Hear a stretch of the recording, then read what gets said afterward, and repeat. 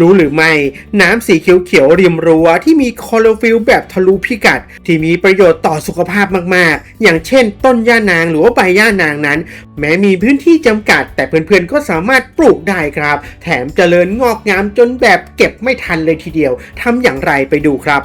เป็นร้อนในบ่อยแผลในปากไม่ยอมหายภูมิแพ้กำเริบหรือปวดตามข้อจนแทบจะเดินไม่ไหวคุณอาจจะคิดว่าต้องพึ่งยาแผนปัจจุบันเยอะแยะใช่ไหมครับแต่เชื่อไหมครับว่าทางออกของอาการกวนใจพวกนี้บางทีมันไม่ได้อยู่ในตู้ยาเลยแต่มันเลื้อยอยู่ตรงริมรั้วบ้านเรานี่เอง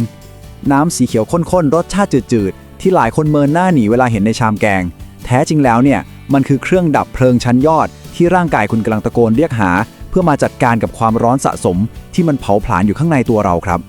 เอางี้ลองจินตนาการภาพตามผมนะครับถ้าร่างกายของเราเปรียบเสมือนเครื่องยนต์รถยนต์คันหนึ่งเวลาเราอัดของทอดของมันอาหารรสจัดแซ่บๆหรือแม้กระทั่งความเครียดจัดจากงานในแต่ละวันเข้าไปเนี่ยเครื่องยนต์ที่ว่ามันก็จะทำงานหนักมากถูกไหมครับทำงานจนความร้อนสะสมปะทุขึ้นมาจนแทบจะโอเวอร์ฮีทระเบิดตูมสิ่งที่ร่างกายเราต้องการด่วนๆในจังหวะนั้นมันไม่ใช่การเติมน้ำมันหรือเชื้อเพลิงเข้าไปเพิ่มครับแต่สิ่งที่ต้องรีบเติมคือน้ำยาหล่อเย็นหรือคูลแลนต์ธรรมชาติต่างหากละครับเอาละครับเพื่อให้เห็นภาพชัดเจนขึ้นเรามาเจาะลึกในส่วนแรกกันเลยกับดับไฟในร่างด้วยย่านางหมอเขียวแห่งพืชพื้นบ้าน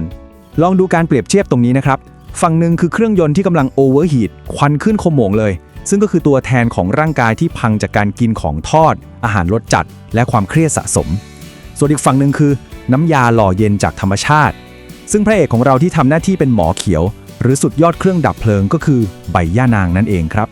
กลไกของมันคือพอร่างกายเราร้อนรุ่มดั่งไฟสุมสมุนไพรสีเขียวตัวนี้จะเข้าไปแทรกซึมและมอบความเย็นที่ตรงจุดมากๆมันช่วยดึงกราฟความร้อนที่พุ่งปรี๊ดให้ตกลงมาแล้วปรับสมดุลระบบต่างๆให้กลับมาเดินเครื่องได้เรียบเนียนอีกครั้ง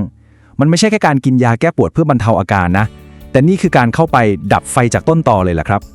ทีนี้สิ่งที่พีคที่สุดคืออะไรรู้ไหมครับมันคือเบื้องหลังทางวิทยาศาสตร์ครับเรามาดูในส่วนที่2หล่อเย็นทางวิทยาศาสตร์ทำงานลึกถึงระดับเซลล์กันครับพืชหน้าตาบ้านๆริมรั้วเนี่ยแหละทำงานลึกลงไปถึงระดับเซลล์แบบที่วิทยาศาสตร์ยังต้องทึ่งครับข้อแรกเลยนะใบย่านางมีคลอโรฟิลล์ธรรมชาติสูงปรี๊ดแล้วความเจ๋งคือโครงสร้างของคลอโรฟิลล์ตัวนี้มันดันไปก๊อปปี้หรือคล้ายคลึงกับเม็ดเลือดแดงของมนุษย์เราแบบเป๊ะเวอร์พอเรากินเข้าไปมันก็เลยไปช่วยบูสต์ออกซิเจนในเลือดและกลายเป็นสารต้านอนุมูลอิสระที่ทรงพลังสุดๆข้อต่อมาความที่มันมีฤทธิ์เย็นจัดมันเลยไปช่วยปรับสมดุลกรดด่างในร่างกายที่พังๆให้กลับมาดีเยี่ยมและข้อสุดท้ายอันนี้ไฮไลท์เลยสำหรับใครที่กรดยูริกสูงปรี๊ดหรือเป็นเกาต์ย่านางจะทำหน้าที่เหมือนฟองน้ำวิเศษครับมันจะเข้าไปดูดซับเจือจางและกวาดเอากรดร้ายๆพวกนั้นทิ้งออกไปทางปัสสาวะได้อย่างชะงัดนักล่ะครับคุยมาถึงตรงนี้หลายคนอาจจะเริ่มแล้วทำไมสมุนไพรเทพๆแบบนี้ถึงชอบไปอยู่ในชามแกงหน่อไม้ตลอดเลยล่ะมาเจาะลึกคำตอบในส่วนที่3ครับกับกลยุทธ์ล้างพิษในแกงหน่อไม้ภูมิปัญญาไทยแต่โบราณนี่แหละครับคือความอัจฉริยะของคนโบราณที่แท้ทรู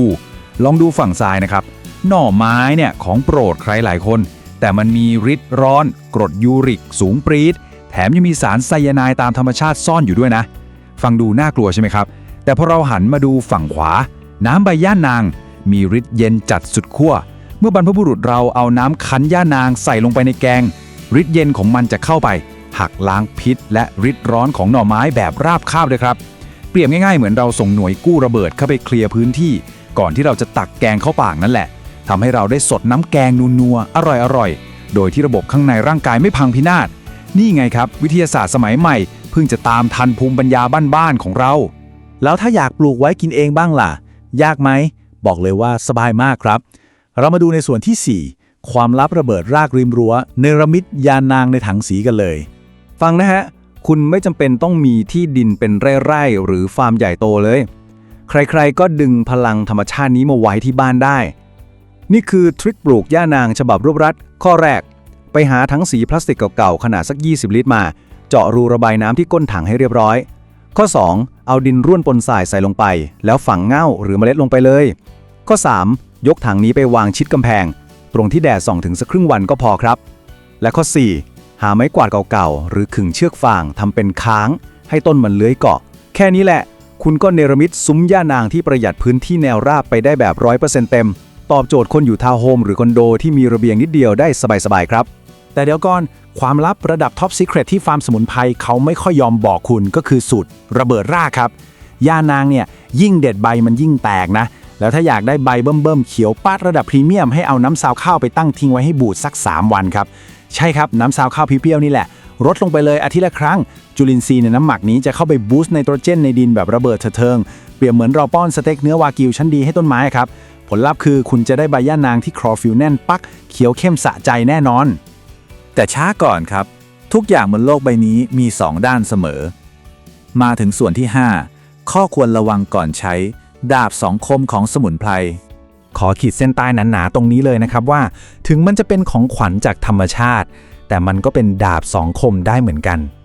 ข้อแรกอย่างที่ย้ำไปว่าย่านางมันเย็นจัดมากถ้าคุณเป็นคนธาตุเย็นขี้หนาวหรือมีสภาวะหนาวในอยู่แล้วไปอัดย่านางเยอะๆสมดุลร่างกายคุณอาจจะรวนและพังได้เลยข้อ2คนที่มีความดันโลหิตต่ำถ้ากินไม่ระวังอาจมีอาการหน้ามืดหรืออ่อนเพลียหมดแรงเอาได้ง่ายๆและข้อ3สำคัญสุดๆผู้ป่วยโรคไตที่ต้องคุมค่าโพแทสเซียมห้ามกินสุ่ม4สุ่ม5นะครับต้องปรึกษาคุณหมอก่อนเสมอที่ผมเล่ามาทั้งหมดเนี่ยไม่ได้อยากให้กลัวนะแต่เราต้องเข้าใจว่าการใช้ธรรมชาติบำบัดมันต้องอยู่บนพื้นฐานของคำว่าพอดีเสมอครับโอเคค่ะเพื่อนๆกดแชร์เรื่องราวดีๆแบบนี้ให้กับคนที่คุณรักไม่พลาดชมคลิปใหม่ก่อนใครทุกวันอย่าลืมกดติดตามช่องนาวา DIY ไว้เลยเพราะคลิปหน้าเรามีเรื่องเด็ดมาฝากอีกเพียบแล้วพบกันค่ะ